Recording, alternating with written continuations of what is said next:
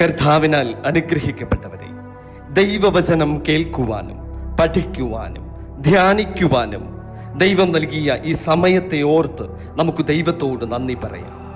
ദൈവവചനം കേട്ടുകൊണ്ടിരിക്കുന്ന നിങ്ങളെയും നിങ്ങളുടെ പ്രിയപ്പെട്ടവരെയും നിങ്ങൾക്കുള്ളതിനെയും നിങ്ങളുടെ ഭവനത്തെയും സ്വർഗത്തിലെ ദൈവം സമൃദ്ധമായി അനുഗ്രഹിക്കട്ടെ എന്ന് ഈ സമയം പ്രാർത്ഥിക്കുകയാണ്.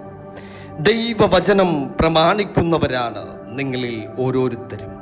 അങ്ങനെയെങ്കിൽ ഈ വചനം നിങ്ങൾക്കുള്ളതാണ്. വചനം ഇതാണ്. യോശുവ പ്രവാചകന്റെ പുസ്തകം 1-ാം അധ്യായം 8-9 തിരുവചനങ്ങൾ.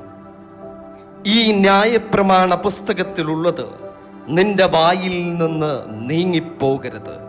അതിൽ എഴുതിയിരിക്കുന്നത് പോലെയൊക്കെയും പ്രമാണിച്ചു നടക്കേണ്ടതിന് നീ രാവും പകലും അത് ധ്യാനിച്ചു കൊണ്ടിരിക്കണം.